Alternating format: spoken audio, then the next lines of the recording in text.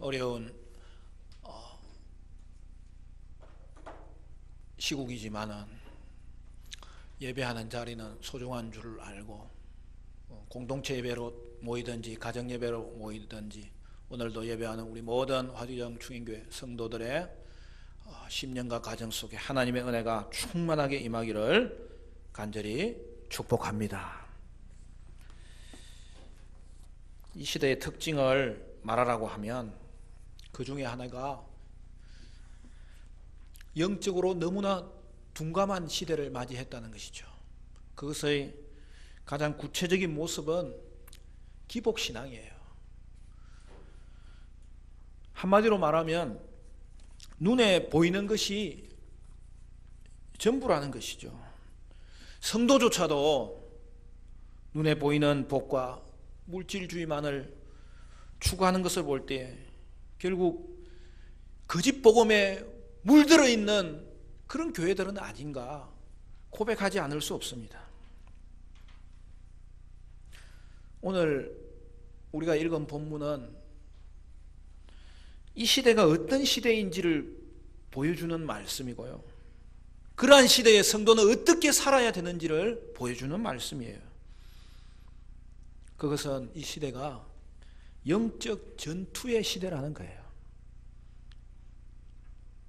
여러분, 성경의 영적 전쟁에 대해서 말씀하는 구절이 여러 군데 나오지만 이 오늘 본문보다 더 분명하고 세밀하게 또한 포괄적으로 가르쳐주는 말씀은 없어요. 그래서 여러분, 계시록 12장이야말로 영적 전투의 교과서와 같은 본문이에요.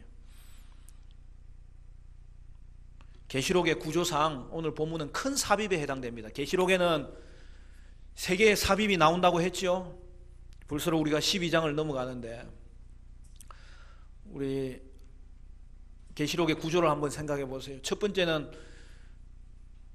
1장을 열면서 승리하신 그리스도가 나타나시잖아요. 그래서 그 환상은 무슨 환상이에요? 승리하신 그리스도와 7 교회 메시지의 환상이에요. 그리고 이제 본론에 들어가면서 하늘 성전이 나타나고 그리고 7 심판 시리즈가 이어지잖아요. 그래서 사실은 본론은 환상 하나가 전부예요. 하늘 성전과 심판 시리즈 환상이죠. 그리고 결론부에 2가지 환상이 나타나죠. 하나는 최후의 심판 환상, 또 하나는 새 예루살렘 환상이 나타나는 거죠. 우리가 지금 심판 시리즈를 살펴보고 있는데 이 2번째 환상을 살펴보고 있는 거죠. 그럼 거기서 2개의 삽입이 나오잖아요. 첫 번째 인 심판 시리즈 안에 삽입이 하나 등장하고, 2번째 나팔 심판 시리즈 안에 삽입이 하나 등장하잖아요. 그리고 이제 오늘 본문에 이제 큰 삽입이 등장하는데 이것은 대접 심판 안에 들어가 있는 게 아니에요. 여러분, 앞에 2개의 작은 그 삽입이 6째 심판과 마지막 7째 심판 사이에 있었잖아요. 그러고 보면 이제 패턴은 사실은 여기도 똑같은 패턴이라고 할 수 있어요. 심판 시리즈 중에서 2번째 심판 시리즈와 마지막 심판 사이에 이 큰 삽입이 등장해 있는 거죠. 그리고 삽입의 내용은 언제나 교회론입니다. 이 시대는 영적 전투의 시대인데 이 시대 가운데 교회는 어떤 존재인지를 가르쳐 주는 거죠. 여러분, 그러므로 이 요한계시록 전체의 주제가 오늘 이 큰 삽입에 아주 선명하게 드러나 있는 거죠.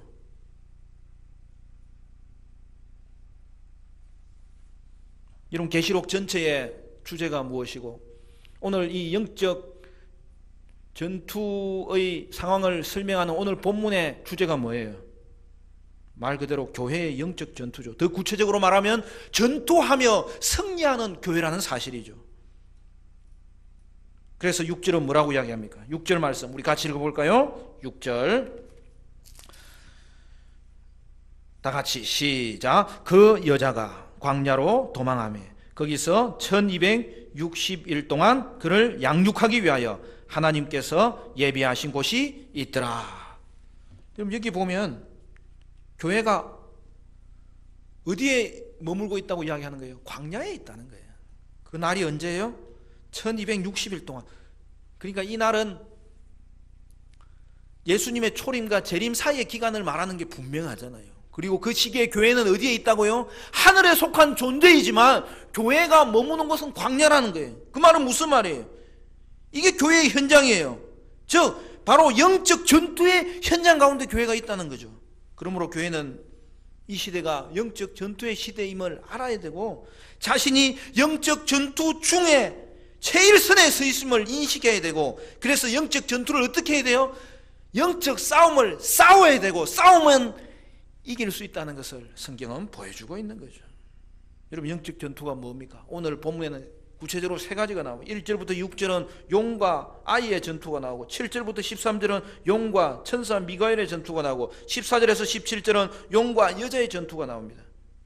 여러분, 1절부터 다시 한번 볼까요? 1절 말씀에 하늘에 큰 이적이 보이니 해를 옷 입은 한 여자가 있는데 그 발 아래에는 달이 있고 그 머리에는 12별의 관을 썼더라. 이 여자가 아이를 베어 해산하게 되매 아파서 애를 쓰며 부르짖더라. 여러분 보십시오. 먼저 하늘의 이적 두 가지를 소개합니다. 여러분, 이적이라는 말은 크게 두 가지 의미가 있어요. 어떨 때는 기적의 의미가 있고 어떨 때는 표적의 의미가 있어요. 그 말은 무슨 말이냐면, 이적이 실제적으로 보여주는 자체가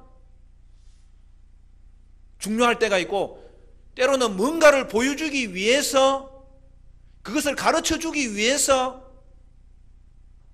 그 기적이 나타나는 경우도 있죠. 그래서 뭔가를 가르쳐주기 위해서 기적이 나타나는 것을 그걸 표적이라 그래요. 오늘 본문은 표적입니다. 요한계시록 안에도 이적과 표적이 계속 나타나요. 그러니까 이적은 기적으로 나타날 때도 있고 표적으로 나타날 때도 있고, 그러니까 오늘 본문에 세 개의 아주 중요한 인물이 등장하는데요.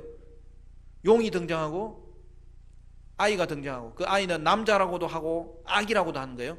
세 번째는 뭐예요? 여인이 등장하고. 그러니까 그것은 다른 무언가를 보여주기 위해서 지금 활동하고 있는 모습을 이적으로 표현하고 있다는 거죠. 여인의 모습은 무엇입니까? 해를 입은 여인입니다. 신발은 달을 신었습니다. 그리고 12별의 모자를 썼습니다. 아름답기가 그지없습니다. 우리가 생각할 때 예쁜 사람들 어디에서 볼 수 있어요? 미스 코리아 선발대 하고, 또 미스 유니버셜 선발대 하면 일반적으로 그런 사람이 예쁘다 이야기하는데, 오늘 본문에는 뭐라고 이야기합니까? 그런 사람들보다 비교도 되지 않는 아름다운 여인이 등장합니다. 그 여인이 누구라는 거예요? 이 여인은 교회를 말하는 거예요. 그럼 이 여인이 낳은 아이는 누굽니까? 메시아 예수님을 말하는 거예요. 용은 누구입니까? 여러분 9절에 보면은 나오죠? 9절 보면 큰 용이 내쫓기니 옛뱀 곧 마귀라고도 하고 사탄이라고도 하며 온 천하를 꿰는 자라. 그가 땅으로 내쫓기니 그의 사자들도 그와 함께 내쫓기더라. 사탄이를 말합니다. 여인은 해와 달과 별을 옷 입었습니다. 얼마나 아름다운 모습입니까? 이게 뭐예요? 교회의 영광스러운 모습을 말하고 있는 거죠. 여러분, 이 땅에 교회보다 아름다운 존재는 없습니다. 여러분, 옆에 있는 교인들을 볼 때마다 얼마나 아름답습니까? 오늘도 계단을 내려오는데 이 미스 코리아들이 다 내려오는 거예요. 그것은 영광스러운 존재라는 뜻이죠. 왜 그러냐면 성도는 예수 안에서 이 신적 권세를 가졌기 때문입니다. 여러분, 오늘 이 해와 달과 별이 나오는 이 장면을 보면서 뭔가 떠오르는 구약의 이야기가 있지 않습니까? 무슨 이야기예요? 요셉 이야기잖아요. 요셉이 꿈을 꾸었는데 거기에 해와 달과 별이 등장하죠. 해가 등장하고 달이 등장하고 11개의 별이 등장하는데 어떻게 해요? 요셉에게 다 절을 하더라는 거예요. 이 꿈꾼 이야기를 듣고 형제들이 열받은 거예요. 시기심이 생겨서 결국에는 요셉을 결박하여서 애굽으로 가는 상인에게 팔아버리잖아요.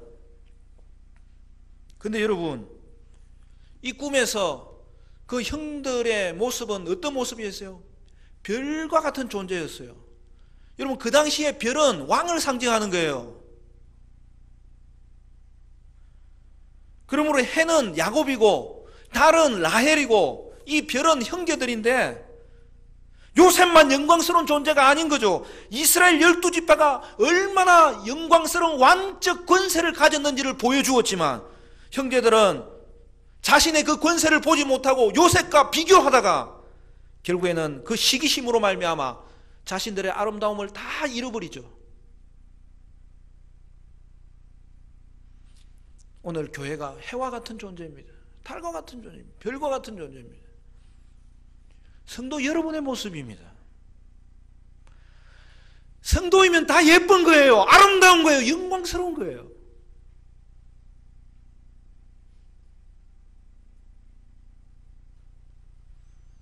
교회는 해와 달과 별처럼 그렇게 아름다운 존재임을 한시도 잊어서는 안 됩니다. 여인이 교회라고 하였는데, 그러면 오늘 본문에 보면 교회가 메시아를 낳는다는 말이 이해가 되지 않잖아요. 예수님이 교회를 낳는 거 아닙니까? 그러니까 먼저 여인은 구약의 교회를 말하는 거예요. 여러분, 구약 교회, 하나님의 백성 이스라엘을 말하는 거예요. 그런데 구약은 뭐라고 되어 있죠? 예수님을 예언했잖아요. 근데 그 예수님이 어떻게 오세요? 구약 교회인 이스라엘을 통해서 이 땅에 오신 것을 말하는 거죠. 예수님은 약속된 메시아로 이 땅에 오셨고, 그의 오심은 왜 오신 거예요? 새로운 이스라엘을 낳기 위해서 오신 거죠. 그래서 이제는 예수님이 나신 이후에는 이 여인은 신약의 교회입니다. 따라서 여인은 하나님의 백성 전체로서의 교회를 말하는 거죠. 그런데 이 아이의 나심을 누가 방해하는 것입니까? 사탄입니다. 한 큰 붉은 용이 머리가 7이고 뿔이 10이고 머리에는 7 왕관을 쓴 모습으로 등장합니다. 이게 무슨 뜻일까요? 사탄은 하나님 모습을 흉내내는 모방자라는 거죠. 그리고 이 아이는 누구입니까? 5절을 보면 이 아이는 철장으로 만국을 다스릴 남자라 이야기했습니다. 이 설명의 배경이 시편 2편입니다. 우리가 시편은 잘 알잖아요. 1편은 복 있는 사람은, 그리고 2편은 뭐가 나와요? 메시아 시편이 나오잖아요. 메시아 시편이라는 것은 시편이 예수님을 예언하고 있는 시편을 말해요.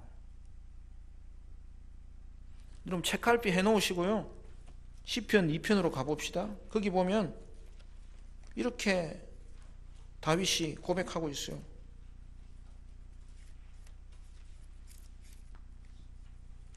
여러분 시편은 1편, 2편이 서론이에요. 3편부터가 이제 본론인데요. 그러니까 시편은 그리스도를 찬송하는 내용이라는 사실을 이미 선언해 놓고 시작하는 거예요. 그래서 종교개혁자들은 시편을 찬송으로 그냥 바로 곡조 붙여서 사용했어요. 그 당시에 찬송가들이 많이 세속화되어 있었기 때문에 시편 찬송만 그 당시에는 부르는 것이 교회의 전통이었어요. 시편 2편을 보면 7절부터 보면 이렇게 되어 있습니다. 내가 여호와의 명령을 전하노라. 여호와께서 내게 이르시되 너는 내 아들이라. 오늘 내가 너를 낳았도다. 내게 구하라. 내가 이방 나라를 내 유업으로 주리니 내 소유가 땅끝까지 이르리로다. 내가 철장으로 그들을 깨트리며 질그릇같이 부수리라 하시도다. 정확하게 일치하잖아요. 그러니까 오늘 이 시편 2편은 어디에서 성취되고 있는 것이 보여집니까? 오늘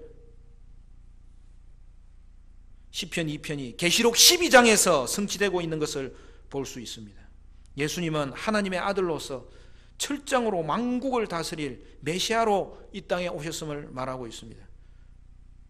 여러분 실제로 예수님이 이 땅에 오셨을 때에 그 아이를 삼키기 위해서 사탄이 얼마나 노력을 하였습니까? 헤롯을 동원하여서 그 베들레헴 땅에 있는 2살 이하의 아이들을 다 죽여버리잖아요. 그러나 결과는 어떻게 됩니까? 아이는 태어났고 그 태어난 상황에서 어떤 일이 벌어질지 우리의 눈이 주시하고 있는 가운데 어떤 현상이 벌어지는 거예요? 아이는 하나님 앞과 그의 보좌 앞으로 올려갑니다. 이는 예수님의 성천을 말합니다. 여러분, 성천이라는 것은 예수님의 죽으심과 부활을 다 포함하는 것으로 그가 성천하여서 하나님 앞에 내가 구속사역을 다 이루었나이다, 그의 못 박힌 십자가 자국을 보이실 때에 하나님은 그를 구속사역의 완성자로 인정하시고 그를 온 땅의 주권자로 하나님은 그를 인정해 주시는 사건, 그것이 성천이잖아요. 그러므로 그가 오르심으로 말미암아 그의 죽으심과 부활로 구속사역은 완성되었고 그는 이 땅의 주권자로 통치하고 계심을 오늘 성경이 보여주는 것이죠. 그래서 이제 사탄은 어떻게 되는 것입니까? 사탄은 예수님에 의해서 결정적으로 패배하여 하늘에서 쫓김을 나가고, 그래서 어떻게 되는 것입니까? 이제 이 사탄은 자신의 때가 얼마 남지 않은 것을 알고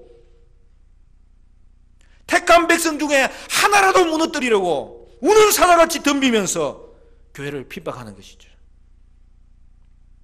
교회는 왜 사탄의 핍박을 받는 것입니까? 사탄은 예수님의 원수로서, 교회는 예수 안에 있는 존재로서 동일하게 핍박을 받는 것이죠. 그 결과가 어떻게 됩니까? 예수님이 성천하셨듯이 교회는 예수께서 승리하신 주권자로 다스리시는 장소이기 때문에 교회는 영적 전쟁 가운데 싸우는 자이고 또한 이기는 자임을 오늘 본문이 말씀하고 있습니다. 교회는 승리하신 그리스도의 통치로 말미암아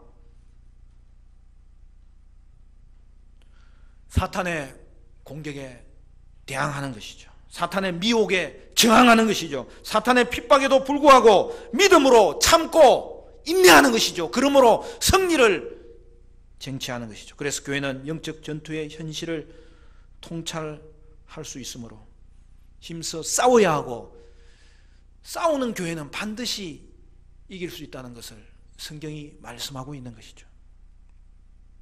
혹시 오늘 우리의 삶 가운데 영적 전쟁을 목도하지 못하고 있는 자가 있다거나 그 싸움에 임하지 않고 있다거나 임하면서도 두려워한다면 그것은 성도의 모습이 아니고, 우리는 영적 전쟁을 직시하고 싸우고, 그리고 싸우는 자는 반드시 이기게 된다는 사실을 오늘 우리는 믿음으로 우리 자신을 점검하면서 다시 일어서야 되는 거죠.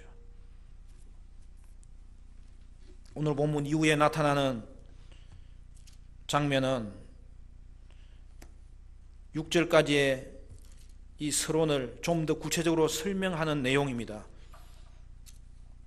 한 구절만 살펴보면 11절에 뭐라고 되어 있습니까? 거기서 성도가 무엇으로 이 싸움을 이긴다고 되어 있습니까? 11절 말씀 우리 같이 읽어볼까요? 11절 다 같이 시작. 또 우리 형제들이 어린 양의 피와 자기들이 증언하는 말씀으로써 그를 이겼으니 그들은 죽기까지 자기들의 생명을 아끼지 아니하였도다. 여기 보면 이기는 자가 누구예요? 성도입니다. 무엇으로 이겨요? 예수의 피와 증언의 말씀으로 이긴다고 하십니다. 이번 한 주간도 코로나19 사태로 인하여 혼돈 가운데 있고 이단 신천지가 집단 학숙소를 배경으로 계속적으로 숨겨놨던 일들이 드러나고 있어요.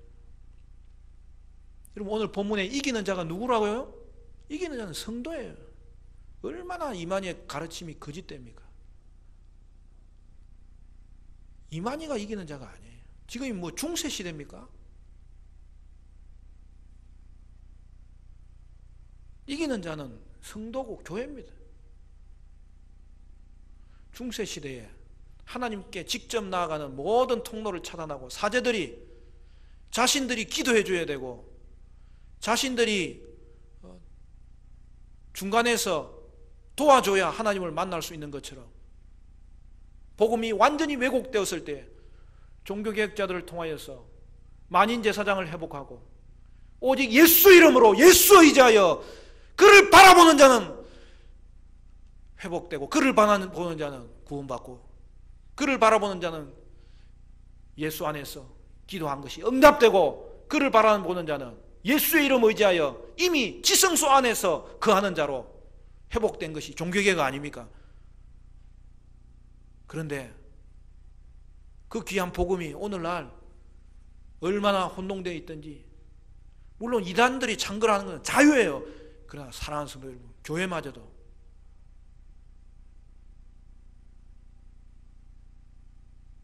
그리고 교회에 있는 구성원들마저도 그러한 말씀들에 미혹되어서 쫓아간다면 여러분 중세보다 못한 시대를 사는 거예요. 그리고 저와 여러분이 섬기는 이 교회는 역사적 전통 개혁파 위에 세운 장로교회 아닙니까?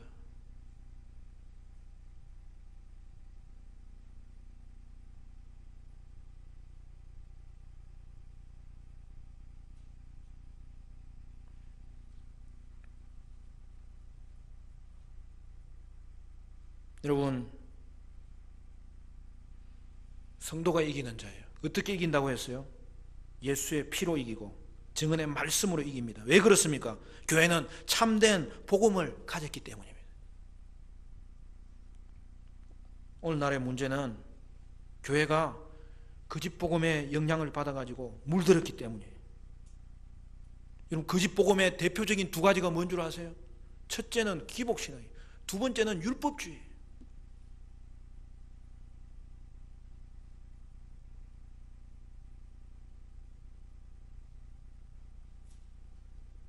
기복신앙 위에 세워진 교회는 거짓교회예요. 율법주의 위에 세워진 교회는 자신을 지탱할 수 있는 능력이 없어요. 그리고 그것을 동일하게 추구하는 집단이 누구예요? 그게 이단이에요. 그들이 미혹하는 게 뭐예요? 복 준다는 거예요. 그들이 미혹하는 거예요. 힘쓰면 힘쓸수록 좋은 자리 주겠다는 거예요.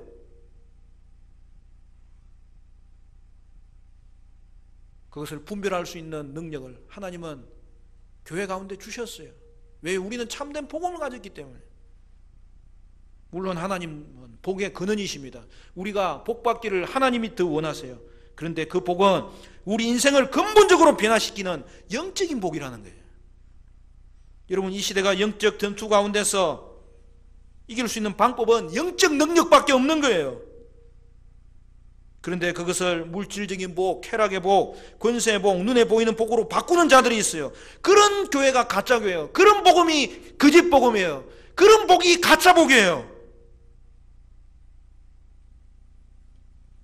그것으로는 사단을 이기지 못해요. 그것으로는 세상도 이기지 못해요.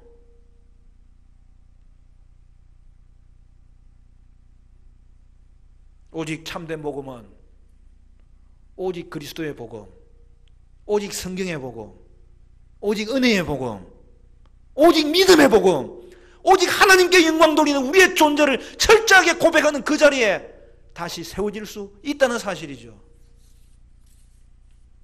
그러므로 오늘 교회는 그리스도로 인하여 승리하고 말씀으로 인하여 승리해야 합니다. 우리가 거짓 복음에 물들어 있으니까 사탄에게도 넘어가는 거예요. 죄송한 말씀이지만 이단에게도 넘어가는 거예요. 세상에게도 지는 거예요. 거기에 대항할 동력을 잃어버린 거예요. 여러분, 이번 신천지 사태는 이 사태만 중요한 게 아니라 이 사태 이후에 우리가 어떻게 해야 될지를 생각하면서 우리가 이 시기를 지내야 됩니다. 그것은 뭐예요? 교회가 철저하게 참된 복음 위에 서 있는지를 확인하고 거짓 복음의 요소를 제거하고 다시 한 번 더 복음 위에 교회를 세워야 되는 것이죠. 그리고 그 길을 향하여 꾸준히 걷기를 다짐해야 되는 것이죠. 물론 우리 교회는 그렇게 노력해왔습니다.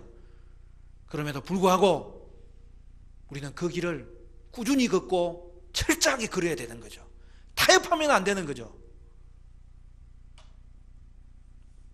오늘 우리 교회가 계시록의 말씀을 바르게 이해하고 그리하여 영적 전투의 현실을 직시하고 오직 참된 복음으로만이 이것을 이길 수 있다는 사실을 결단하고 그 집 복음을 물리칠 때에 하나님의 교회는 승리하고 이 땅을 정화시키고 끝까지 하나님 나라 확장을 위해 쓰임받게 될 것입니다.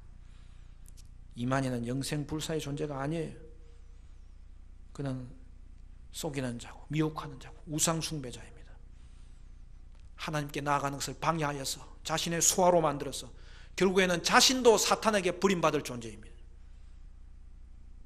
그가 죽으면 신천지가 많이 흩어지겠지만 이번에 하나님이 기회를 주시는 거예요. 그 속에도 택한 백성이 있을 수 있기 때문이에요.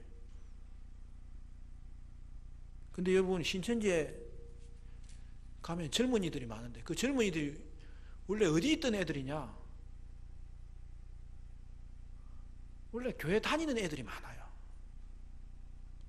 그러니까 원래 이단은요, 조금이라도 아는 사람들을 좋아하는 거예요.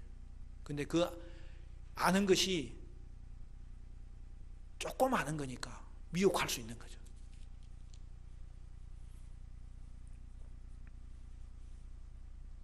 그래서 우리는 복음을 철저하게 알아야 되는 거예요.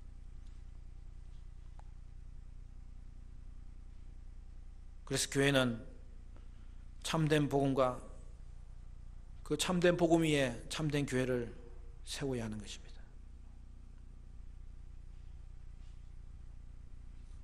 철저하게 교회를 참된 복음 위에 세우는 게 뭐예요? 하나님 중심으로, 성경 중심으로, 교회 중심으로 신앙을 세우는 거예요. 다른 말로 이야기하면 교회는 역사적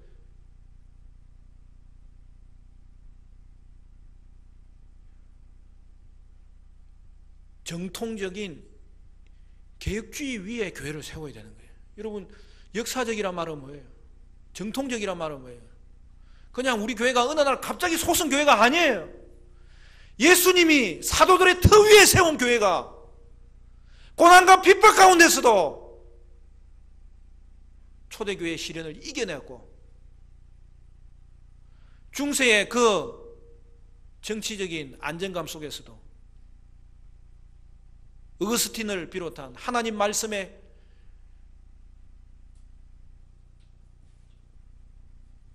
근거한 하나님의 복음을 붙잡은 그 줄기를 가지고 있었고, 그렇기 때문에 여러분, 종교개혁자들이 결국 누구한테 돌아간 거예요? 초대교회로 돌아가고 그 어거스틴 주의로 돌아간 거예요.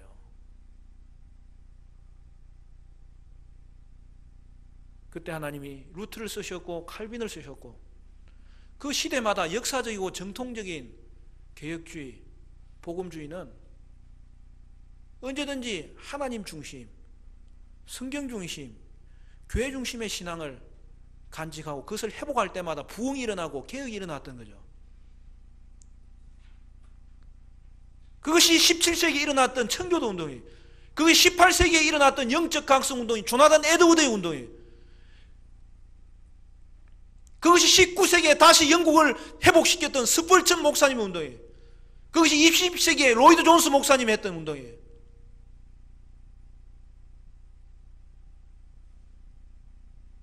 그리고 그 물줄기가 이어져서 말씀의 뜨거운 확신을 가지고 선교의 열망을 가졌던, 여러분, 우리 민족은 참으로 복받은 민족인 이유가 그 영국과 미국의 가장 철저하게 복음적인 그 개혁주의적인 선교사님들이 이 땅을 향하여 달려왔던 거죠. 그래서 여러분, 신기하게도 우리나라는 장로교회가 80%예요. 세계에 이런 역사가 없어요.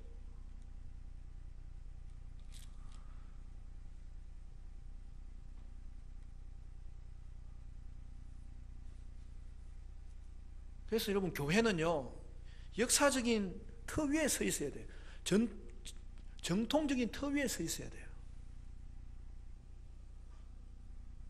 여러분, 사탄의 박해로 인하여 교회는 광야로 도망을 갑니다. 교회는 이 땅에서 하늘 존재임에도 불구하고 광야에 거주한다는 거예요. 우리는 이 영적인 전투를 직시해야 됩니다. 교회는 고난이 없는 것이 복이 아니에요. 교회는 단지 성공하는 것이 복이 아니에요. 교회는 단지 눈에 보이는 것이 복이 아니에요. 광야에 있기 때문에 교회는 약하고 넘어지고 쓰러지고 때로는 흔들릴 때가 있어요. 그럼에도 불구하고 하나님은 역사적이고 전통적인 교회 가운데 계시는 거예요. 쓰시는 거예요.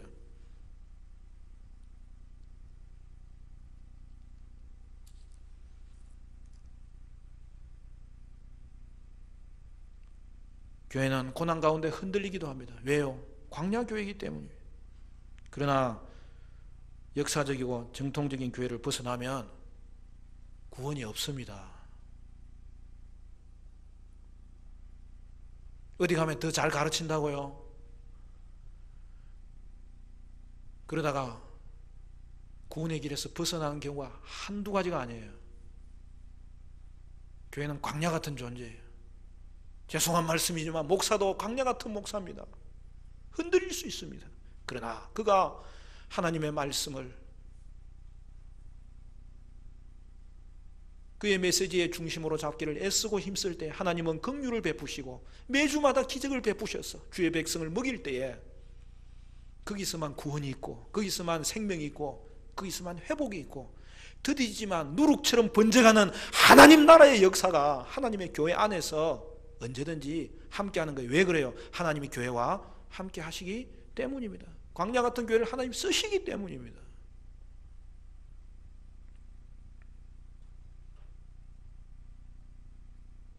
그러므로 광야 교회가 성도가 머물 장소입니다.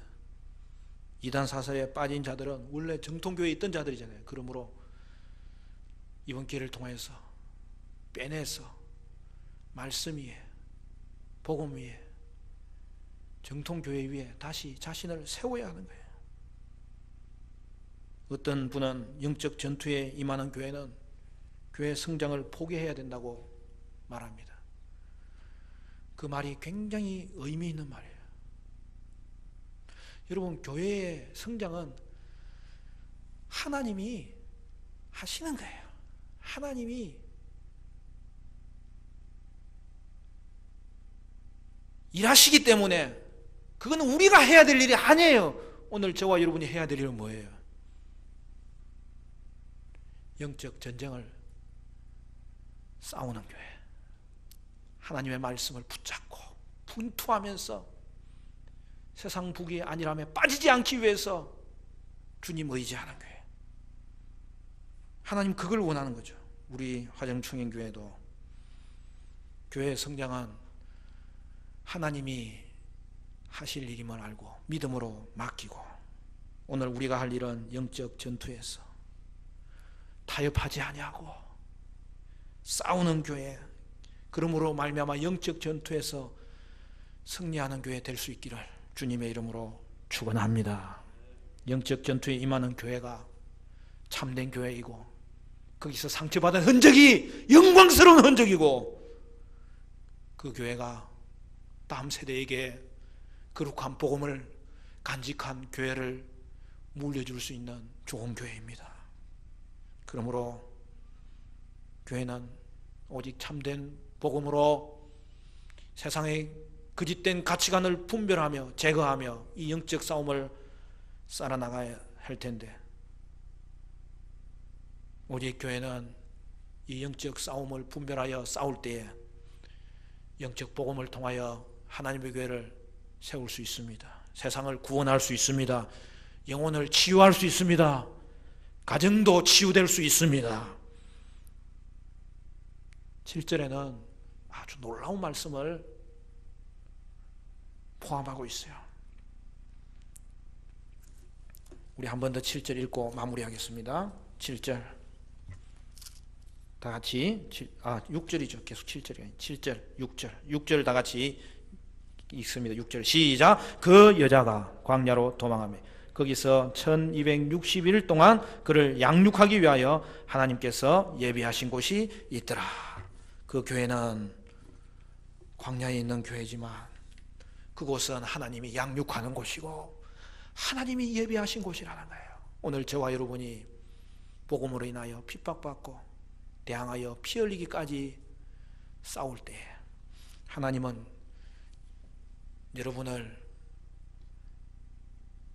양육시키시고 빛나는 존재임에 그 빛나는 존재가 더 빛나도록 이끄실 것이고, 그곳에서 하나님은 저와 여러분에게 그 양육을 위한 놀라운 은혜를 주시려고 예비하신 하나님의 은혜를 다시 한 번 더 고백하며 찬양할 수 있게 될 것입니다. 하나님의 허락 없이는 그 어떤 고난도, 성도에게는 고난에게는 닥치는 일이 없기 때문입니다. 그러므로 성도의 복은 광야 가운데서도 먼저는 하나님이 함께 하시는 복이고, 하나님이 함께 함으로 저와 여러분은 반드시 양육받고 더욱더 성숙되게 될 것입니다. 나이가 들면 성장하지는 않을 수 있어요. 그러나 하나님은 우리를 지금도 성숙되게 하고 계심에, 오늘 저와 여러분의 신앙은 여호수아 청년의 신앙을 가지되, 오늘 우리의 삶에서의 열매는 하나님이 양육하시는 성숙된 열매가 나타날 때에 그 일을 통하여서 광야 같은 세상 가운데 하나님은 영적 전투에 임하는 자에게 주시는 놀라운 복을 한 사람도 빼어놓지 아니하고 주실 것입니다. 말씀을 맺겠습니다. 사랑하는 성도 여러분, 오늘 이 시대가 영적 전투의 시대임을 직시하시고 영적 싸움을 싸우시기를 바라고, 예수를 나의 구주 삼고 주님으로 삼음으로 광야 같은 세상에서도 양육받고 변화받고 영적 전투 가운데서 복음으로 무장한 군사로 쓰임받는 저와 여러분 되시기를 주님의 이름으로 축원합니다.